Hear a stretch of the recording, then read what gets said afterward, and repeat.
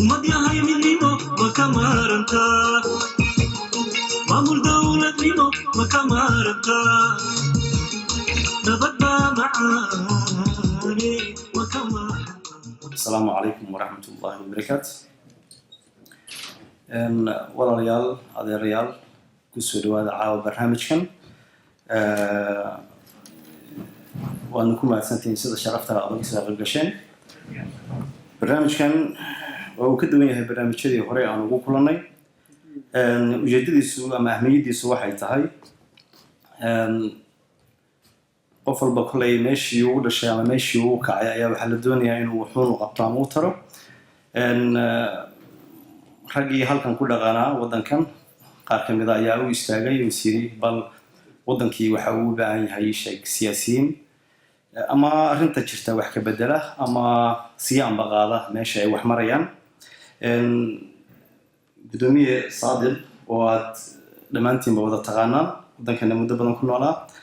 ayaa caawa halkan ma oran kara martin ugu ah laakiin nagala soo qeybgalaya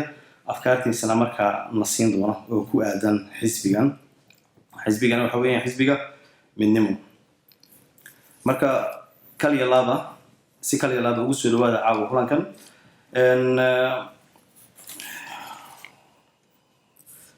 shakhsiyaad kala duwan ayaana waxaanu siin doonaa kelmad bal inay ka yiraahdaan halkan gunaanadkii iyo gabagabadana waxaan rajaynaynaa inuu bal markaa gudoomiyuhu geedi socodkaasi uu soo sameeyey bal uu war naga siiyo marka maadaama ummad islaam aynu nahay inta aan barnaamijka u gudagelin ayaa waxaan jeclaan lahaa in kelmad baraarujin xagga islaamka iyo diinta iyo saameynta islaamka uu ku leeyahay shakhsiga ama ummadda islaamka ayaan waxaan kelmadaasi ku soo wareejinaya oo siinaya baahiyaha guuleed aadan oo bal markaa wax inooga taabsan falyatafadal guuleed. بسم الله الرحمن الرحيم الحمد لله رب العالمين والصلاة والسلام على أشرف الأنبياء والمرسلين سيدنا محمد وعلى آله وصحبه أجمعين. انت كذب marti sharafkan qiimaha leh waxaan leeyahay awoowayaal adeerayaal walaalayaal iyo hooyooyinka iyo gabdhaha walaalaha iyaga iyo gudoomiyaha ku soo dhawaada inta kadibna waxaan ku salaamayaa salaamta islaamka assalaamu calaykum waraxmatullaahi wabarakaatuh. anigu awluuma inaan ma aragtay barnaamijkan qiimaha leh kelimada ugu horeeya qaato laakiin waxaan malaynayaa hadalka waxa lagu bilaabaa qofka hadalka haleynaya si dib looga saxo min jihati ilmi wa min jihati sinni inta awluumihi rag culamaa jooga azariyiintii baa gadaal fadhida adeeryaal iyo awowyaalna halkaan ay fadhiyaan intaba awluumihi dhinac cilmi iyo dhinac sinni intaba awluumihi in laga hormariyo laakiin maadaama la iyari waa iska qaadanayaa walaalayaal wax la isku dardaarmo waxa ugu horeeya taqwada Ilaahay subhanahu wa ta'ala ama la isku baraarujiyo maadaama dad islaam aan nahay meel hadii la iskugu imaado waa in wax la iska yiraahdo Ilaahay subhanahu wa ta'ala in la is xasuusiyo taasina waxa ugu horeysa taqwada Ilaahay subhanahu wa ta'ala ayada waxay isku kulansanaysaa qofkaas yani al-amru bil ma'ruf wa nahyi 'anil munkar Ilaahay cabsidiisa ku soo koobmaysa marka Ilaahay subhanahu wa ta'ala asagoo inoo dardaarmayana wuxuu leeyahay walaqad wasayna alladheena utul kitaba min qablikum wa iyyakum an taqullah ummadihii idinka horeeyay ee kitaabka idinka waxaan idin farnay oo idin dardaaranay taqwada Ilaahay baa idin dardaaranay Ilaahay cabsidiisa waa mid aakhiri adduun lagu liibaano Ilaahay subhanahu wa ta'ala quraankiisa nagu leeyahay man yattaqillaha yaj'al lahu min amrihi yusra wa man yattaqillaha ومن يتق الله يعظم له أجره. إلهي سبحانه وتعالى قفك كعب صدر إلهي سبحانه وتعالى أمورتي سوف ضيع إلهي التقوى علماء الحكوس وقوان امتثال الأوامر واجتناب النواهي إن قفك إلهي سبحانه وتعالى وحو فرين فرطوما وحو كتكر بين كتبه انت أسي علماء الحكوس وقوان لكن كلمة إسلام كمحوصة من كويا لنكر مجتمع حدي إسلام أحيانا دي إسلام مدي أحيانا محي كيف إيدي كران ama qaab noocmay ugu noolaan karaan haddii ay bulsho islaam ahayn hadduu islaamka soo gaaro muxuu saameyn isbedel ku yeelan karaa dee taas inteena waa ka wada dheregsannahay keliya waxaan usoo qaadanayaa fadakir fa ina dikra tanfacu lmu'miniina ilaahi subxaanahu wa tacaala qur-aankiisu nagu leeyahay islaamka wuxuuna amray midnimo ayuuna amray midnimadaas waxaan ka garan karnaa marka asxaabtii nabiga calayhi salaatu wasalaam markii laga soo bilaabo maadaama nabiyullaahi muxamed diintan islaamka uu la yimi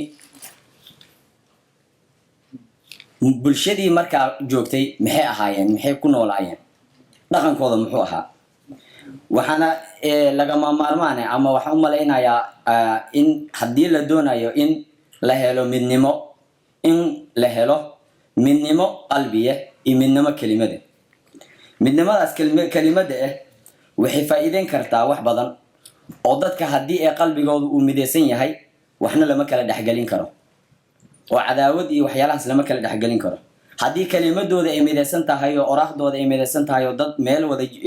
yani wax ku midaysan ay yihiinna lama kala geen karo sidaas waxaan ka garan karnaa taariikhdii nabiga calayhi salaatu wasalaam intuusan imaanin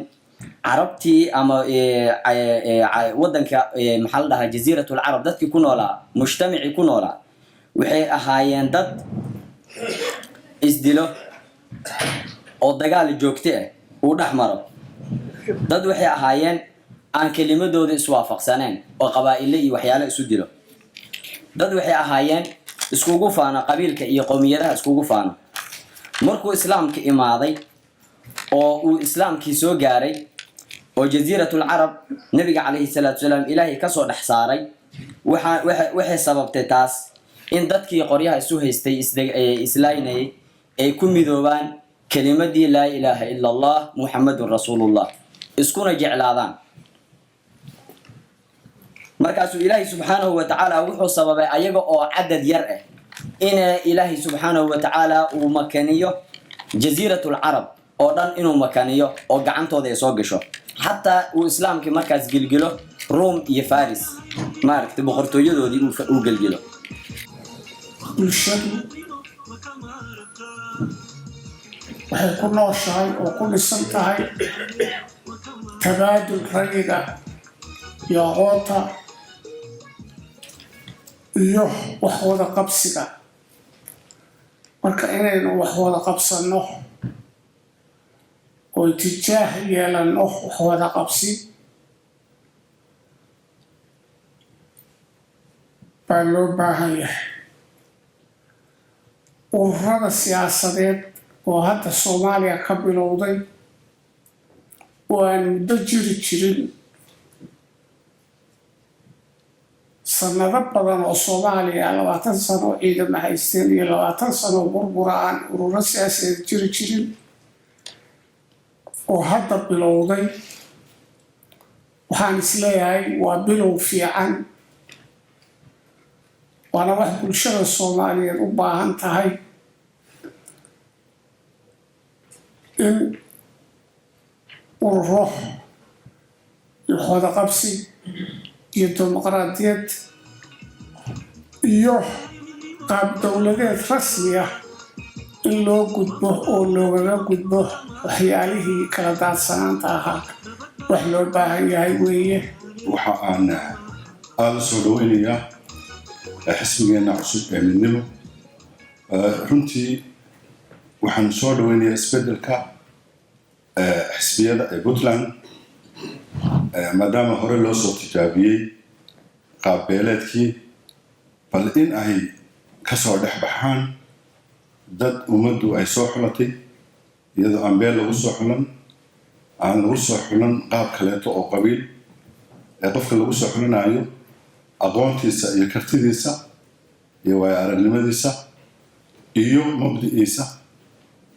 dhammaan xisbiyada oo dhan ka hadda jirta aad baan usoo dhaweynaynaa runtii laba xisbi ayaan hadda naqaanaa xisbiga kan jamhuuriga ah oo meesha haystay 40 sannadood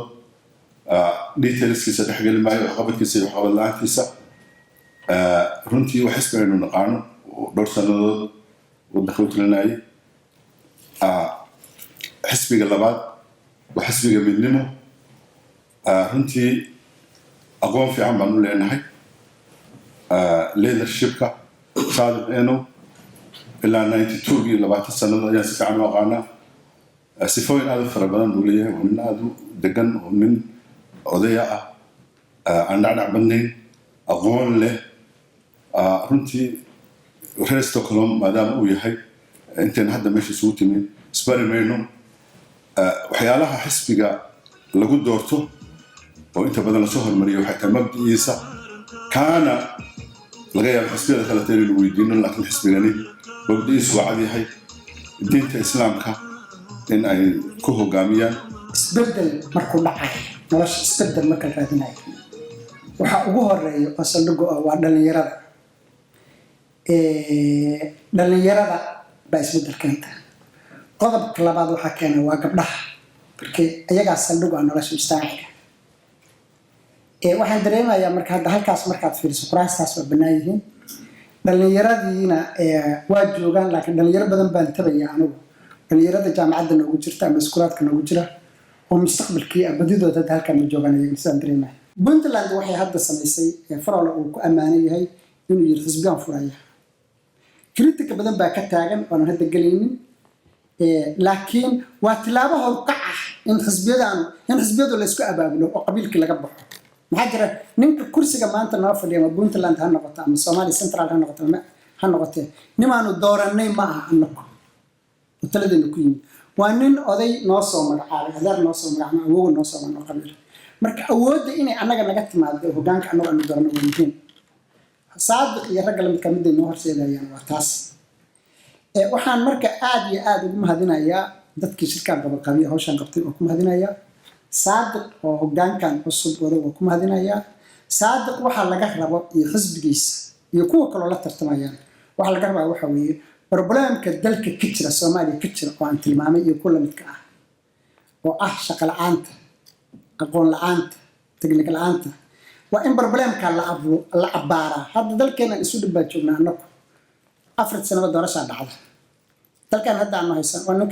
ninka ugu caanka ah oo la bartaa dalkan laga bartaa waa 2 nin waa ninka maaliyadda iyo ninka shaqada xafiiska shaqada xafiiska maaliyadda ma habeen walba TV-ga aanu ka aragnaa kama aragnin laakiin muxuu ahaa boqorka kama aragnin dalka prime ministerka dalkana kama aragnin mar dhifaa loo yeeraa labadaa nin maxaa marka mar walba habeen walba meesha aanu aragno waa labada saldhigga oo aan nolosha annagu maantay waa inaanu ognahay puntland aanu ku abtirsanayna sheeganayna waa inaanu ognahay puntland dhaqaalaha soo galaa muxuu yahay inteedan yahay xageeba ka soo galaa canshuurta soo gasha intee leegtahay intee bay leegtahay dekada maxaa ka yimaada airborka maxaa ka yimaada xoolaha maxaa ka yimaada businesska dibadda waa inay noo tirsan tahay waxa yimaada waa in banaanka uu faroo la soo dhigaa 4 sano haystay kuwii ku horeeyana nama tusin waa in marka ay noo bilaabaan xisbiyadu waa inay noo bilaabaan inay yiraahdaan waxaan rabnaa anagu puntland waxa soo gala wixii ku baxan marka waa inay muuqataa waad aragteen andashbori wasiirka maaliyadda Soomaaliya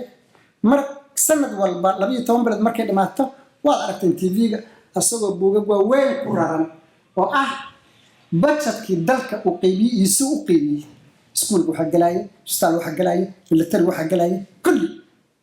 canshuurtii dalka uu qaatay meesha ku baxaysay iyo canshuurtii soo gashay waa muhiim marka annaga inay noo cadaato arrintaas aan ogaanaa markaan taa ogaano aan oranaynaa marka maxaan ku sameyn karaa oo ku abuuri karaa aan oran karaa shaqada dhalinyaradan shaqo la'aanta haysato see shaqo looga abuuri karaa wadda looga abuuraa maxay marka saadiq iyo raggiisa tan laga rabaa waa labada qodob waa dhaqaalaha dalka soo galay sida loo maamulo inaan ogaano shaqo sida loo abuuri lahaa ama sida u jirtana inaan ogaano adduunka dalka koowaad weeye Soomaaliya corruptionka ma qasaad ogsoontii corruptionka waa adduunka dalka Soomaaliya dalka Soomaaliyeed marka maanta waa kala xirna qolaba meel bay tirsanaysaa puntland raggan hadda dalkan jooga tirsanayna badi oo la leeyahay puntland faroole anigu waa dhalinyaro anoo ahaa bank solar ka shaqeynaysa bank commercial ka shaqeynaa qabanka umari laakiin ma cadda ilaa ay hadda corruptionka waxa la leeyahay oo Soomaaliya dalka koowaad looga dhigayo faroole ilaa ay hadda inta ka jawaabay ma oran anigu corrupted ma ahay dhaqaali puntland risaasa u maamula ma usan oran ilaa uu taa yiraahdana waa corrupted uu ka tirsan isaga ugu horeeya waa inay noo cadaataa arrintaas dadkan waxay u badan yihiin markii nin madaxa laga sheego dad baa la go'a reer baa la go'a koox baa la go'da laakiin hadda xisbiya isu bedeleen ogaada reerku waa ka baxaya meesha marka waa muhiim in aynu saadiq noo habeeyo iyo daankoodu inay noo habeeyaan arrintaas cad waxaa la yidhi xisbi baa la furaya anigu xisbi waa kasoo shaqeeyey waxaan kasoo shaqeeyey qardho xisbiga la yidhi SSC yaasiin cali aadan ciyo alla yarxamo walaalkii habartay dhashay anoo weligay bari arag ayuu igeeyey saadiq haddaad madaxweyne noqoto yaa xisbiga aad furatay haddii aad ilaahay kugu guuleeyay madaxweynayaasha albaabaday xirtaan ha xiraan albaabka madaxweynayaasha albaabkay xirtaan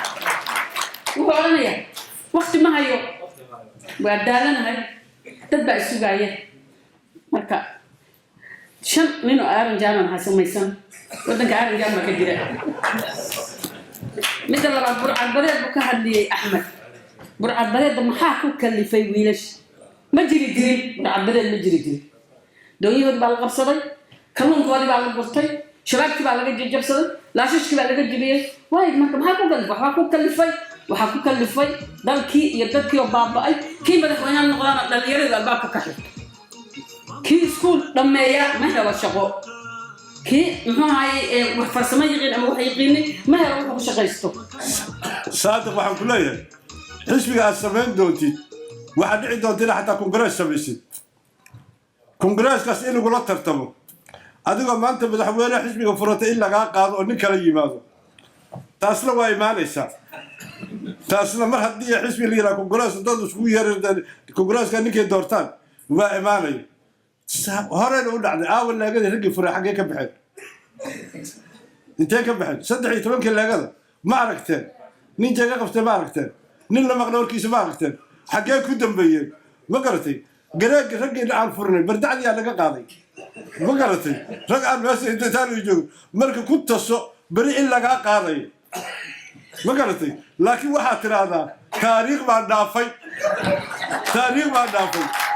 ma garatay ما قرتي تاريخ ما دافي يا صرت صرف كوعا ما قرتي حزبياس أفري هيك سون قاري تاريخ راس ما دافي إلهي بس تاريخ نداف إلهي قاضي ما قرتي والسلام عليكم ورحمة الله وبركاته waxaan kaloo idiin sheegayaa marka dhibaatada la haystaa marka idiin sheegaya marka maamulada la haysta noocay u shaqeeyaan bal fahma in yar baa idinku fahamsiinaya oo keliya nin baa la dooranaya madaxweyne loo dooranaya markii ninka madaxweyne loo doorto oo la yidhahda ama prime minister ama madaxweyne kale yidhahdo oo dowladda solis la yidhahda yuu dooranaya mataqaanaa nin yesman u ah buu dooranaya nin alla ninka uu yesman u ah buu dooranaya laakiin xisbiga waa ka duwaya sidaas saadiqeena waa xisbigu oday u yahay rag badan oo aqoonyahan baa la shaqeeya dhaqaalo maanta ma haysto yuu yeeri karaa maanta ilaahay ku darshay wuxuu u yeeri karaa kaliya nin la dhimanaya kaliya u yeeri karaa nin la qadiyad kaliya buu u yeeri karaa saadiqeenu nin kale uma yeeri karo maxaa dhaqaalo ma haysto bawarna ma haysto miyaysan ahayn taas laakiin aniga markii puntland madaxweyne liiga dhigo odayaal ay soo doortaan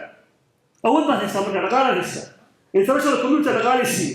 dhaqaalihii canshuurta ka daan haysta anaa iska maamulanaya ninkaan rabaan dooranaya marka ma aha hal ninna ma haysto hal nin baan haysto marka waxaa tobanka wasiir arkaysa magacuyaala waxaan la dagaalamayno waa taas wey marka annaga waxaan rabaa inaan idin xasuusiyo kalimaad kooban taas oo ah xisbigan midnimo waxyaabaha uu horseedka idinku yahay system walba markii la abuuro wuxuunbaa laga faa'iidaa waxyaabaha aad ka faa'iidaysaan ama uu idinku noqon karo inaad ku gaartaan xisbiga midnimo waxaa kow ka ah inaad ka xorowdaan qabyaalad qabiil qodi caradiis qabqable xirfadaysan inaad ka xorowdaan oo aad u xorowdaan inaad heshaan in nin walba oo idinka mid ah uu ogaado inuu maxaanku idhahday xaq u leeyahay inuu isagu maamulo waddankii inuu maxaanku idhahday iisheeg uu iska dhex arko shaashadda inuu iska dhex arko inuu maxaanku idhahday dalka iyo dadka xaq iyo xuquuq ku leeyahay xisbigan midnimo waxa ku jira oo ku midaysan oo ku dhan maanta intii Puntland ka dhaqdhaqaaqaysay intii aqoonta iyo garashada ku jirtay intii maxaan ku rahday maanta mujtamacu u soo istaagay waxaan oran karaa inta kaliya oo kaarkooda nool yahay maanta xisbiga hormuudka idinka dadkan maxaan ku rahday u soo haajiyo qurbaha waayeel iyo dhalinyarada xisbiga midnimo waa idin furan yahay gacmo fura ku soo dhawaada u diyaar garooba inaad dalkiina iyo dadkiina wax u qabataan caawa waxaa meeshaan martiino ku ah oo inala jooga martiino ma ah laakiin waa wadanka waa maxaan kala sheegnin deegaanka iyo dadkiiba oo soo maray meelo badan wadankii maxaan ku rahday wadamadii carabta qayb ka mid ah macluumaad badan wadankii xog badan inoo ka haya caawa insha allahu tacaala aan idin kala dhex booxo idinka iyo doctor Saadiq oo ah gudoomiyaha xisbiga midnimo gudoomiye kusoo dhawow adiga iyo mujtamaca caawa maxaan ku rahday Stockholm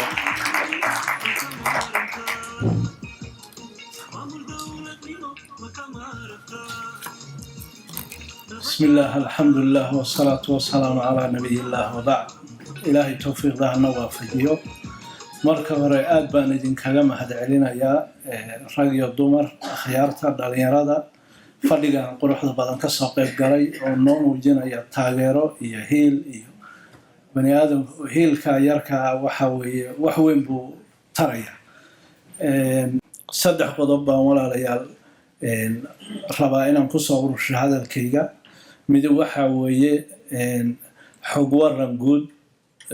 xaalka dalkii midna waxa weeye xog waran ururka midnimo midna waxa weeye waxaan idin kaga baahannahay midda koowaad haddaan ku hormaro allah janiya raxmad siiyo dr axmed xaaji cabdiraxmaan nin qaaliya buu ahaa ilaahay jannatul firdaws ha siiyo hadal xigmad leh maalin baa la su'aalo dalkii ka waran la yiri Soomaali xaaladeeda ka waran maxaad ku mitaalaysaa hadal kooban buu yiri aad u qurux badan mug weyn xambaarsan wuxuu yiri adoo dab ku galay tugma ku hiliya adoo dab ku galay tugma ku ciidamay guriga markuu gubto naftaada la cararaysa waxa kale aad ka fakaraysaa wixii qiimo leh waxa guriga yaal waxa u qiimaha badan oo waliba aad ka gaari karid maaha wax kasta wax qiimo leh aad ka gaari karin baa waxa u qiimaha badan baa la baxsan islaam nin tuuga markuu ku soo ordo ku ciidamiyo de waxaad u dhibaysaa wixii u qiimaha badna gurigiina waa ka gubtay wixii qiimaha lahaana waa laga la tagay exact yani soo ilaahay u waafajiyay baan aad baan uga helay xigmadda 19 markii Soomaaliya ay burburtay guri aanu duminay gacmahaynu ku duminay buu muuqaalkeenu ahaa iyadoo xaasaskii iyo ciyaalkii iyo gudaha ay noogu jiraan xataa aqli xumo caruurihii dibadda waan geen weynay haddii aanu islaynayno waxay inaan ciyaalka badbaadsano guriga waa isku soo duminay markaanu isku soo duminay aragtida ka dambeysay waxay ahayd aragtidii jabhadahu ku dhismeen ha kala xag jirnaadaan misana waxay salka ku hayay in kooxna ay guulaysato mujtamaca koox ka mid ah kooxna laga guulaysto koox mujtamaca ka midana inay guulaysato koox kalena laga guulaysto siyaasaddaas baa ilaa hadda jiitamaysa maxaa loo laayahay aragti ah aanu wada guulaysanno in mujtamacu uu wada guulaysto aragtida maxaa loo laayahay oo doqoniina wax naga hortaagan ma jiraan siyaasadda iyada waxayna dhaxal siisay burbur dalkii waa burburay xaalufin waa la xaalufay dal dad dhir xoolo dhaqan xataa diintiiba xaaluftay waa kaa culimmadii u waaweynaa aanu madaxa ka tooganayn dhaqankiibaa xaalufay waxaa xigay khilaaf meel cidla markii la wada fariistay baa khilaaf waxa weeye gobolladii baa iskhilaafay maamul bay ku kala tageen isimadu ninka isimka meeshuu joogo ummadda Soomaaliyeed oo dhan buu isim u ahaan jiray isimadii baa khilaaf qabiil ku kala tegay xildhibaanadii baarlamaanka ku jiray baa caqli xumo ku kala tegay iyo aqoon xumi dadweynihii baa masaalix ku kala tegey waa la kala shubay xaalkeennu sidaas wey guud ahaan soomaaliya iyo gaar ahaan puntland haddaan puntland usoo noqonno barnaamijkan ururada siyaasadeed lagu furay runtii waa uu ku mahadsan yahay sida rag iga horeeyay ka dhawaajiyeen maamulka hadda jira iyo madaxweyne cabdiraxmaan sheekh maxamed aad bay ugu mahadsan yahay waayo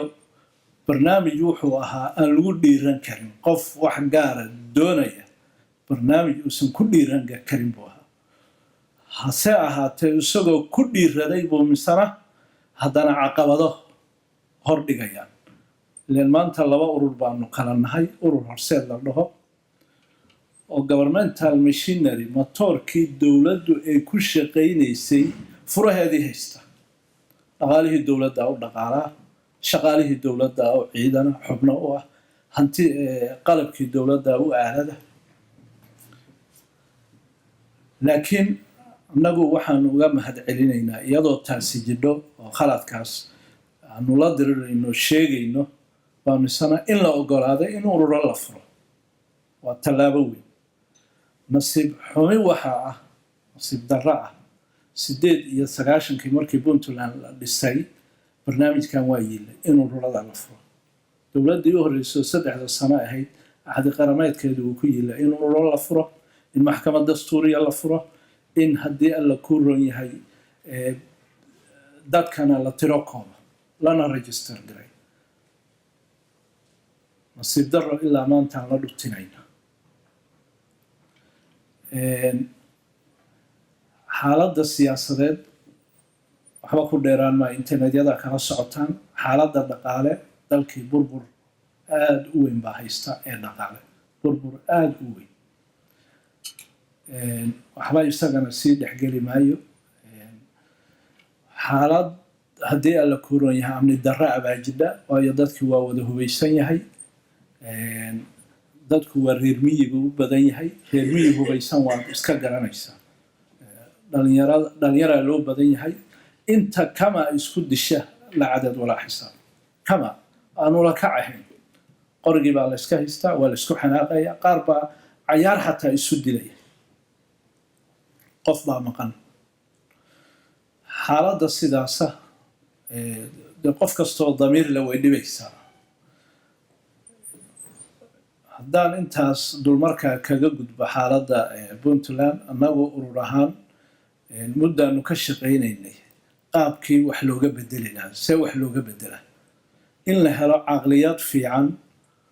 oo dada kan wax loogu qabto mu'asasada dowladeedna waa mu'asasada ugu xooga weyn oo haddii la rabo mujtamac in la burburiyona laga burburiyo haddii la rabo in wanaag loo qabtana laga wanaajiyo si taa aanu u gaaro waxaanu ku tashanay in bal la israadsado axmed suu sheegayo taqriiban sanadii bar ka hor bay ahayd markaan arrintan kala hadlay muddo 2 sano ah baa dad aqoon-yahanaa oo reer puntland maadaama dalkii sarrifmay yaanu isku raadsanayn xiriirku maanta waa sahlo internetkaas markaad kiligarayso sakan dhexdiisa sirili ninka jooga waa helaya doodo badan iyo fadhiyo badan qaarkood puntland ku qabsanay qaarkood dibadaha ku qabsanay waxaa ka soo baxay inay laga maarmaan tahay inaanu urur samayno arrintaa iyada oo inoo socotaba dowladdii puntland waxay ku dhawaaqday in la baneeyey ururada siyaasadeed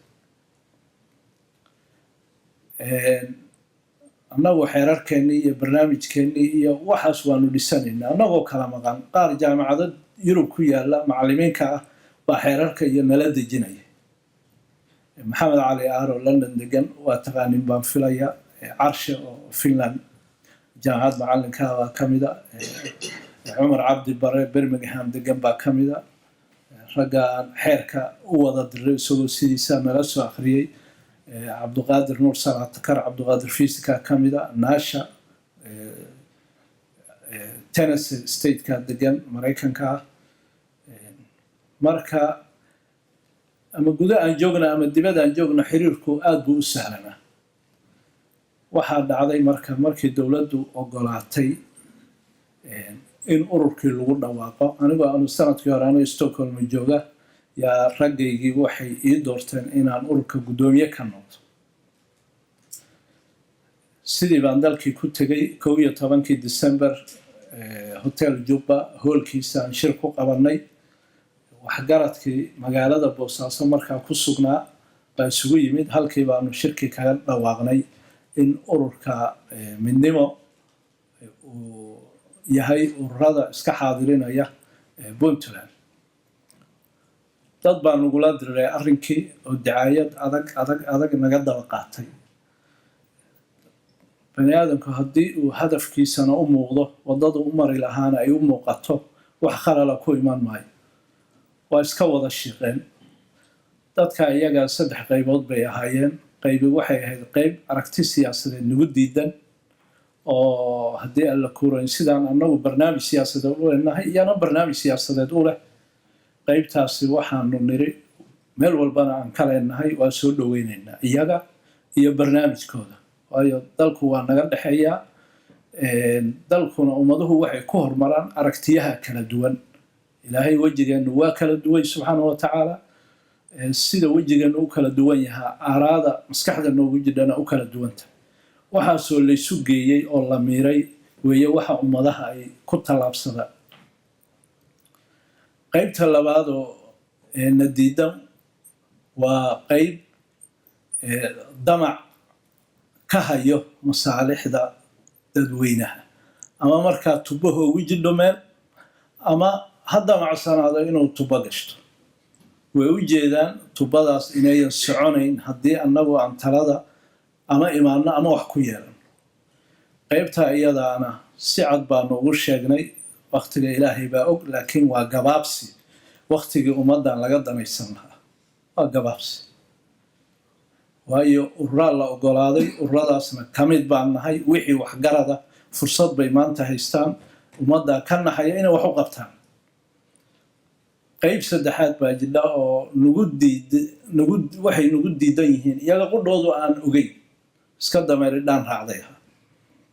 qaybtaa iyaga waa u duceynaynaa baan niri sababtoo ah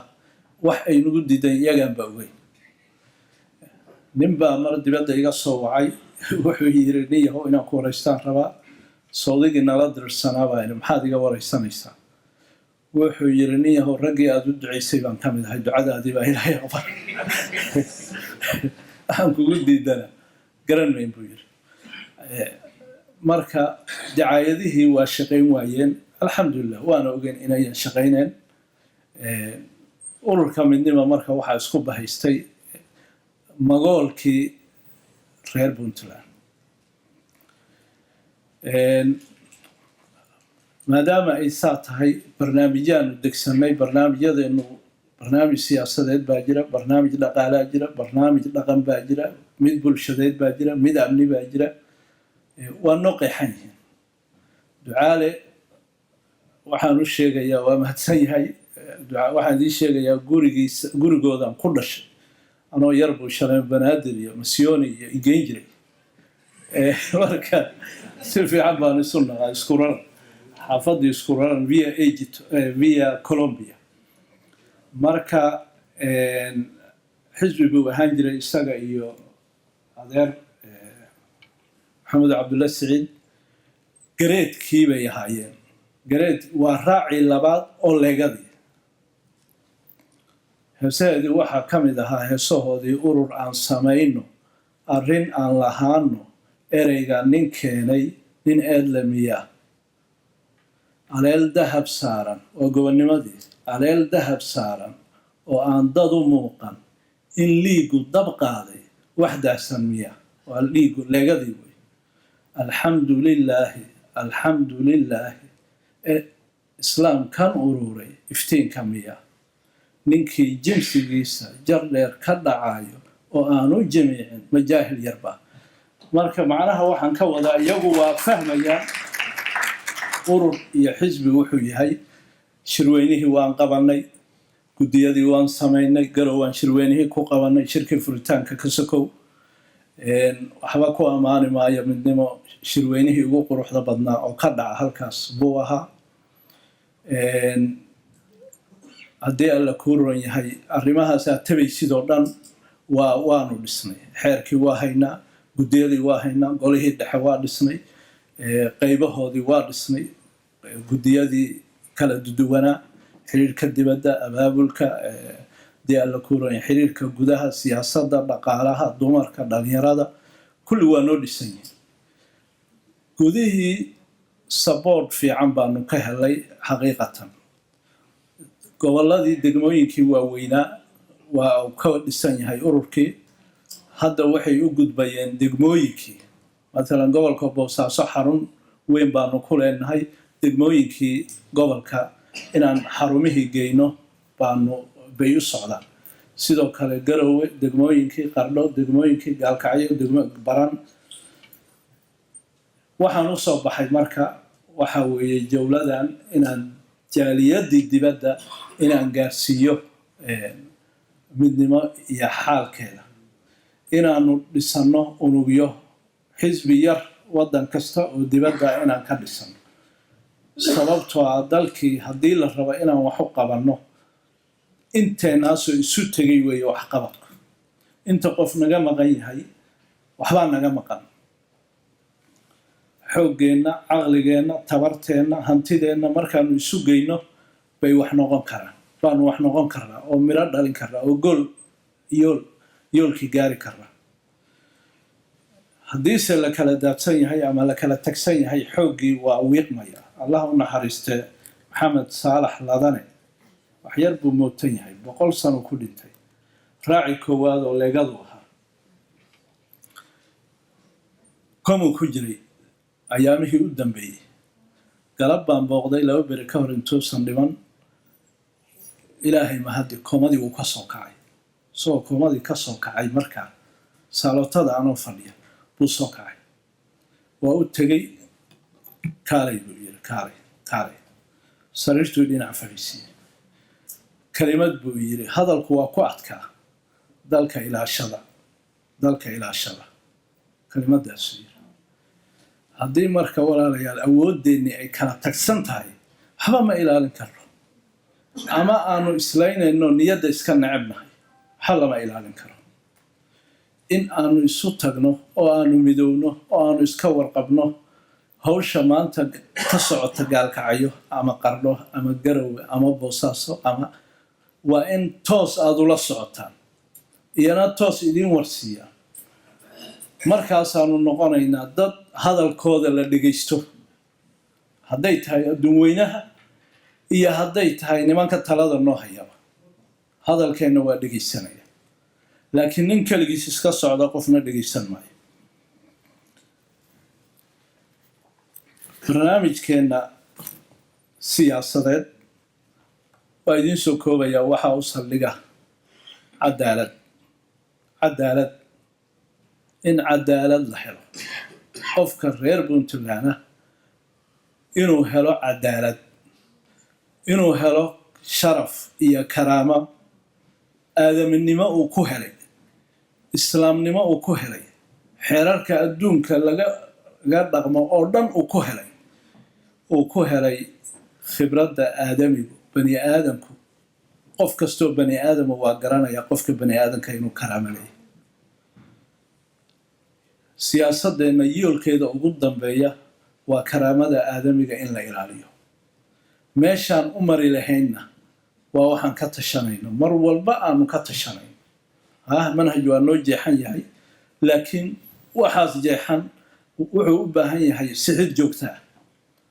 manhajkeenna dhaqaalaha yoolkiisa u dambeeya isaguna waa karaamada aadamiga qofka reer puntland iyo qofka u martida ah in sharafkiisa la ilaaliyo qof baahani gob maaha qof aan amni haysani gob maaha walwal ka hurda bolisigeenna iyo manhajkeenna siyaasadeed waa taa haddii aan taa inta kaga baxo dhalinyarada iyo gabdhaha siyaasad cad baan ka leenahay shirweynihiina waan ka sheegnay dhalinyaradu waa xoogga maanta jira waa dadka ugu tirada badan suu axmed sheegayay ee maanta jira mustaqbalkana iyagaa leh oday lama leh sidaa darteed waa mujtamaca meesha laga burburiyo xooggaas weeye kan burburiya mujtamaca burburaya waana xooggaas kan dhisa mujtamaca dhisaya annaga oo barnaamijkaa ku shaqeynayna waxaa ilaahay mahadiya dhalinyaradii reer puntlandna inaanu isqaadanay iyagii baaba na qaatay magaalada boosaaso dhowr iyo konton arday oo suudaan master kasoo wada qaatay baa degan qaday noo sameeyaan waxay dhaheen kulligeen waxaanu naha midnimo waxaa degan arday wax kusoo baratay malaysia waxaa degan arday wax kusoo baratay qaahira waxaa degan arday wax kusoo baratay uganda waxaa degan arday wax kusoo baratay india markaan boosaaso leeyahay waa example keliya baran bay joogaan gaalkacyay joogaan jiilkaas 30 jirada ah wayna iswada yaqaaniin waana isku xiran yihiin hawsha midnimo jiilka wada waa nimankaa wey rag iyo dumar jaamacadihii dalka kuwii dhiganayay iyo kuwii ka baxay iyagaa xafiisyadii wada fadhiya iyagaa waqtiga qaybsada iyagaa fiiga iska ururiya iyagaa akhbaarta inta xiriira noo soo gudbiya waxaad moodaa meel baahi ay u qabeen inaanu u buuxinay jiilka dhalinyarada saasaanu u soo dhoweynay annaguna hadda cimrigeenni wax yar baa baharay waana u ballan qaadnay idin dhihi maynaa sidii odayaashii naga waaweynaa ay noola dhaqmeen inta madaxa noo salaaxeen na yiri jiilkii mustaqbalkaa tihin oo ilaa hadda ayna haystaan iyagoo kale noqon mayno intaan 4 sano ama 5 sano ugu horeysa baad arkaysaan inaan xilka idinku wareejino waxaan kaloo idin sheegayaa shirweynaheennii ururka midnimo gobolka Highland xubnihii ka soo qayb galay waxaanu niri istaaga halkaa gala 5 qof oo golaha dhexe ku biira inoo keena 5 dhalinyaro oo wada jaamiciyiina shahaado master haysteen noo keena annaga ma aanu dhihin dhalinyaro soo socda gobolka mudug sidoo kale 5 dhalinyaro oo degree wada haysteen noo keena gobolka bari sidoo kale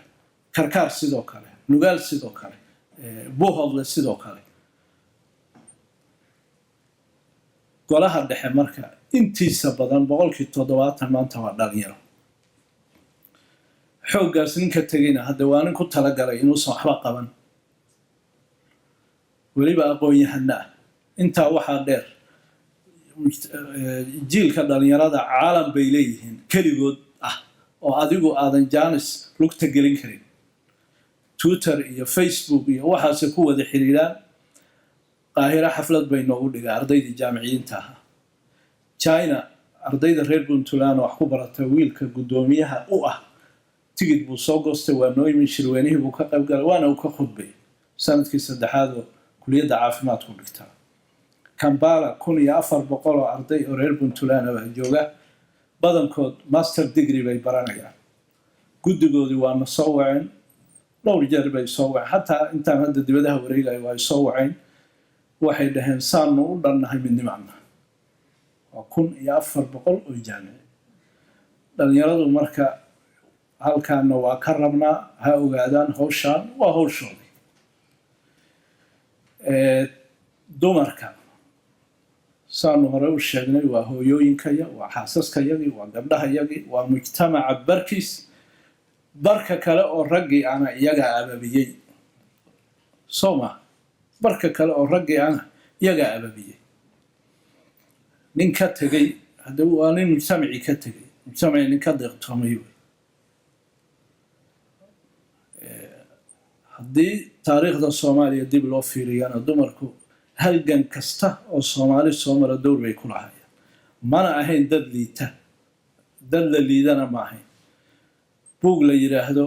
anoo doon iga raali ahaada sheekan idin dhexgelin waagan ruushka aadi jiray weekend laa anoo la socdaa Said Haja dhinac fadhiyay gabar finish baan soo fadhiisatay Said bay Coca-Cola doonaan ana isoo qaad beeter buug bay akhrisanaysaa marka hadhow bay tiri xagee ka timaadeen Soomaali fantastic fantastic afingiriisi nugula hadlaysay markaasay sii wado tiri xagee u socda hadda ruushka maxaa ka waxbaan ka baranaa show ruusiya wax ka bartay iyadana afruush bay nugula hadashay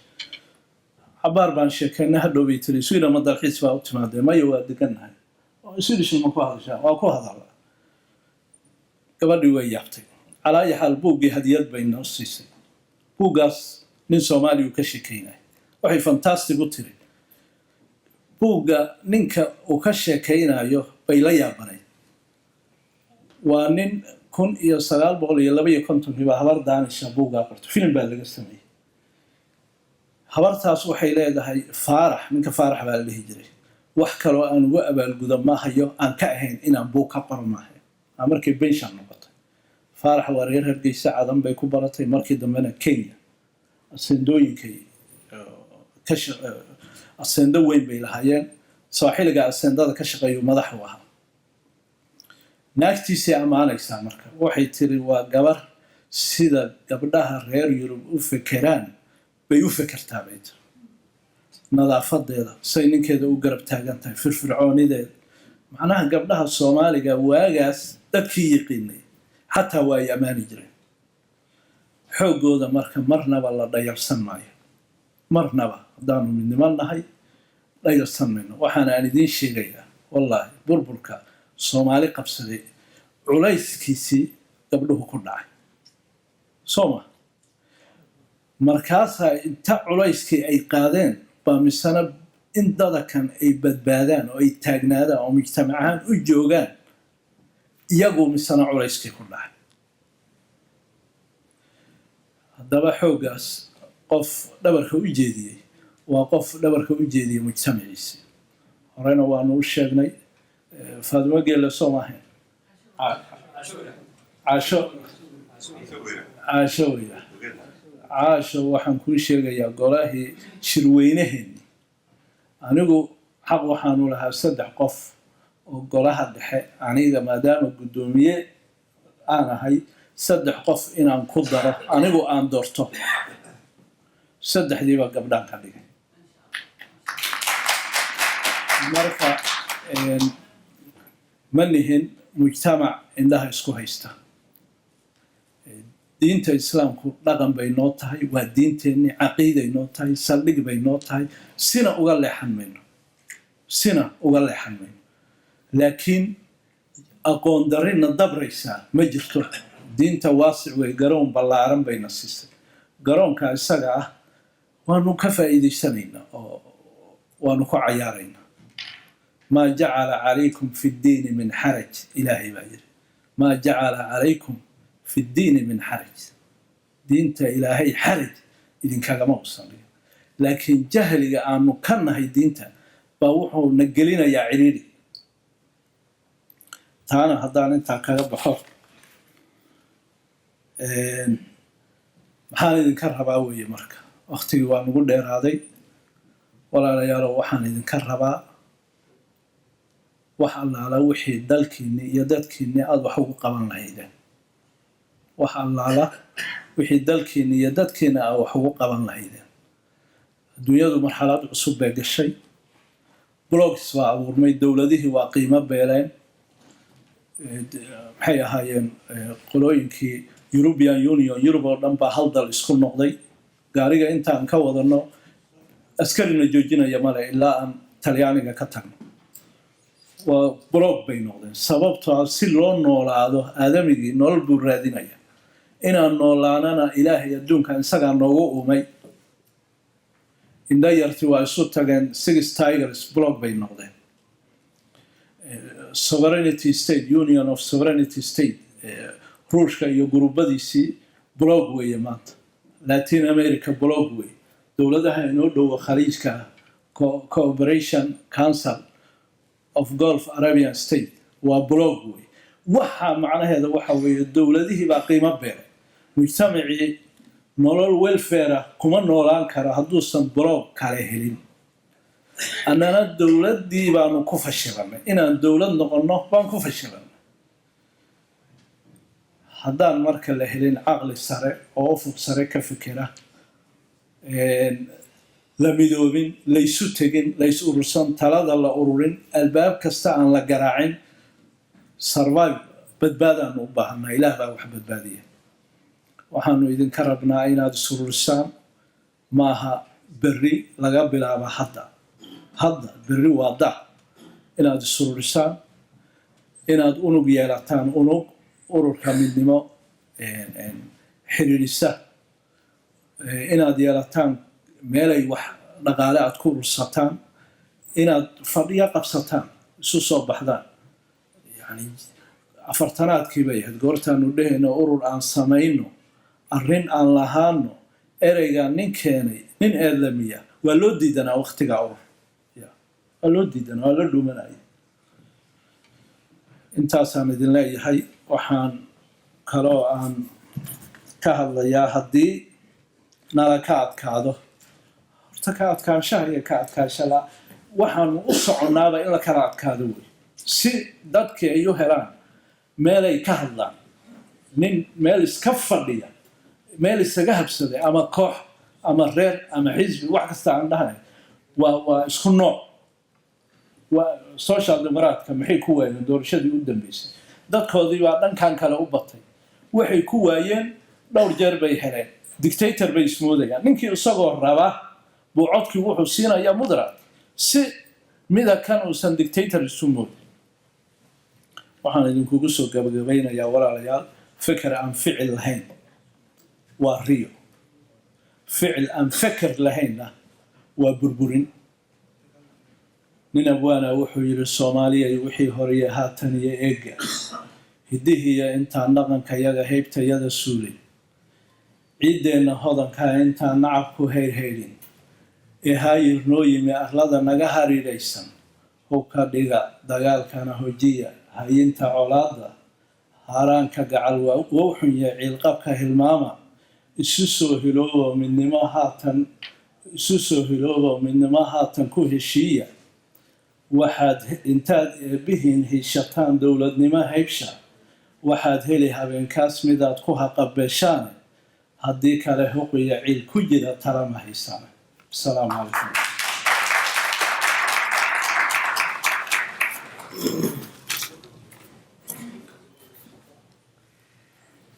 aad iyo aad ayaad u mahadsan tahay si aad iyo aad baan kaga mahadcelinaynaa warbixinteeda yareed aan siisay tii ururka iyo tii ku saabsaneed waddankiiba waxaan filayaa muddo dheer ayaa la fadhiyey gabagabadii iyo gunaanadkii barnaamijka laba waxyaalood baa marka isdaba socda waa midda koowaadoo horta inaan gabagabayno midda labaad cabitaan iyo waxba banaanka yaalla marka bal inaan ka qayb qaadanataa taa waa mid howlwadeennada marka ururka ama xafladda waxay kula eegeysiiyeen in codsiga guddoomiyaha uu soo jeeday waa ka mid noqoshada ururka in ay ku habboonaan lahayd in dadkii markaa ay isku abaabulaan si ay isu abaabulaan lasula xiriiro in magac iyo email iyo waxyaala noocaas oo kale la reebo si markaasi kulamada dambe dadka si tartiiba loogu diray email marka waxaan filayaa warqada inay xag yaalaan oo markaa la isku qori karo marka waxaan leeyahay haddii hal qof iyo laba qof su-aal ay qabaan dad baa ay weydiiyey marka waxaan idhi waan bal eegaynaa bal haddii kalena waqtiga aad buu dheeraaday marka in cabitaanka cabin insha allah wasalaamu calaykum waraxmat ullahi wabarakaatu